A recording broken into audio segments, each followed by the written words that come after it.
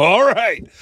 People keep asking me, how big should my laptop be if I'm going to like work effectively with Power BI? Like I keep loading Power BI. It's slow to open. It's sometimes really a dog when I'm working with it. How how big is my laptop supposed to be? This video, I'm going to dive deep into this one and tell you and show you exactly why you should have these specs and what the specs should be. And so you can just send this video over to your IT staff and say like, hey, Chris Wagner says this is what I need, and this explains it to you. Okay, let's get into it. Do the YouTube thing, like, subscribe, leave comments, share, all that stuff.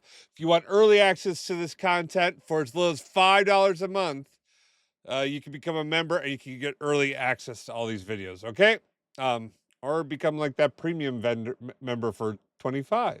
I don't know, but your choice. Thanks. Let's talk about it. What are we talking? Laptop specs. Okay. All right. There's three big things on. You can't even see it right here. I'm in the way. I'm in the way. Of course, I'm in the way. Shrink myself for you. All right. Let's talk about the load that is going to be on your laptop and why you need all of these resources. Okay. So Windows is a thing. Windows is going to be running and operating. And I'll actually show you in the breakdown what that means and where you need it. But there's three primary components that we're looking to address here. One, which is data flows, data that you're going to be loading into and pulling into your system. This is kind of the equivalent of running SQL Server integration services on your laptop. Now, I say it's kind of because it's not actually SQL Server integration services. Power Query or the M engine is very different, but it does take a load. When you're loading data in, you've got to like you're going to be in memory. That data is going to be flowing into your system. You're going to be applying transformations to that data, and then you're going to be, it's going to actually then load into the semantic model. That takes us to the next place, the semantic model.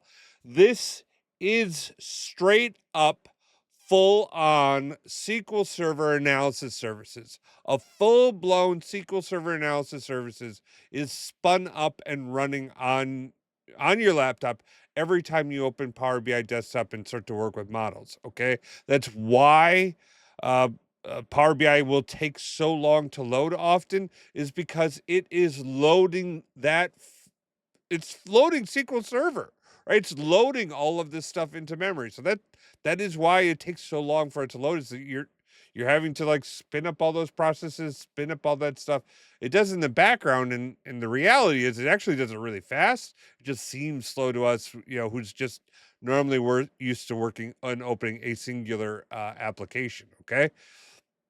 And then the last big thing that you're doing is you're building out and it's visualizing reports, and each of those tabs that you're viewing is kind of like displaying multiple Node.js web pages that are up on your screen. And it's not exactly that. So, just the same way that data flows aren't exactly SQL Server integration services, each page of your Power BI report isn't exactly a Node.js web page, but it kind of is, and you should be thinking of it like that. So the more pages you have that all that stuff is available and you're flipping through them, that can create a load on your system. Okay.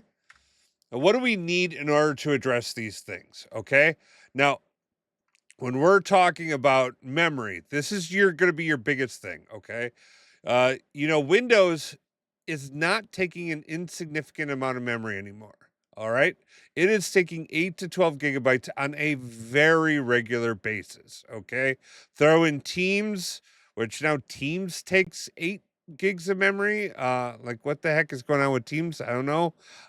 You throw in the 1 to 2 gigs of memory you need for your data flows, your 3 to 10 gigs of data that you need for your semantic models, and your 1 to 2 gigs of memory that you need for your web pages that you're displaying.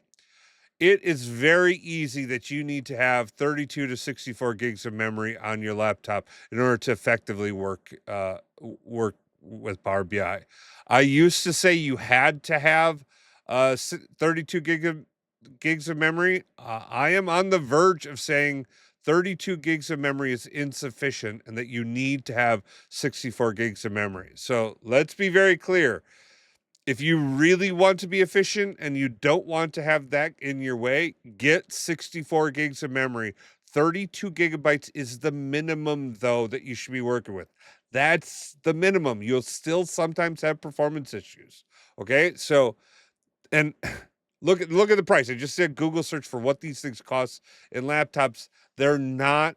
I'm not talking about a super investment here. It's $90 to $130. This is a huge time sink that you can avoid if you spend just a little bit of money. So again, spend that money to get that going. Okay. Now let's talk about the other major component that that impacts here is your processor. Okay. Now Windows and other apps is going to be constantly pulling on your system. Okay, that's something you need to have in place. So there's going to always be some demand there. You're going to need to have your processor available for loading data in from your data flows, right? So as you do the transformations and whatever mechanisms you have, that's your processor's going to work really, really hard for that. Okay. Same thing is true on with your semantic models. Now, your semantic models are real funny because, for the most part, once they get loaded, right, there's going to be a large spike of processing as data gets loaded into the semantic model. That data is compressed, it's loaded into memory, and then your processor is really going to dip. You're going to see it actually. What's a healthy behavior is you're going to see that thing spike up and down really rapidly as you start to interact with that data. And the semantic model goes and grabs it, decompresses a bit of it, and shows it to you. Okay. So that's going to be a big thing. Um, Now, the report side, that front end, those visuals there, yeah, that's pretty minimal. I've never, I mean, it's not never. It's not that I've never seen load issues there or performance issues, but it is far more common that you're going to have load issues in the other places. Now, when am I completely off base on that? I'm wrong, and you need more memory or more processing. If you have hundreds of visuals on any one page, just but your Power BI service is gonna have problems there too. So just like strip, don't do that. Like use backgrounds, use the new KPI slicer so you could just have one visual. Like there's a lot of ways to like get around that design wise, but uh for the most part, your visualization is gonna have minimal processor needs. Okay. With all that said, especially because of your semantic model and that spiky nature of how that works, you really, really need a fast processor in order to respond to that demand. So there's two flavors out there. I recommend like either the Intel i7 or the Ryzen 7 processor or higher for compute. The biggest thing here is not multi-cores, it is the speed of the processor.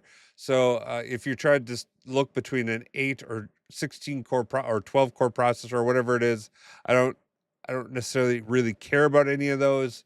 About the number of cores, you want to look for the speed of the processor itself. A faster processor is going to be much better than a slower one. Okay, now this is it. This is how you get these things together and what you want to have. All right. All right. I hope that's clear. 32 or preferably 64 gigs of memory, an i7 or Ryzen 7 processor or faster is what you really need in your laptops to be efficient and effective in working with Power BI and your reports. Okay. This is important. There's a lot to that, right? Like I think we've kind of beat that drum good enough. If you got questions about this or like how should I or how do I get IT to approve it or any of that stuff, leave those down below. Frankly, send them this video is going to be your fastest and surest way. And if you're in IT and you go, what the hell, man? Why are you like sending all of these people my way? Tell them I need faster processors. Well, you need to give them faster processors and more memory. That's what these tools require. Get it for them. All right. Like, hey, tell your CDO they have to have it. It's not a joke. I mean, at least I'm not telling them get like Max or something like that. A Max could be 2 times as much expensive, like, as the laptop itself. So just get the appropriate scale laptop for your team members, all right? You have the best day ever. Peace. All right. I know. There's so much here, right? And you need help. I'm here to help you. Head over to bakertilly.com/digital. There's a little form out there. Click on that link, fill it out. Myself or a colleague will reach out and we'll give you a hand. All right. But here's the big but. But if you think you can do it, and I know you can, check out this video or this one. They'll help you on your own journey to becoming a data god. All right.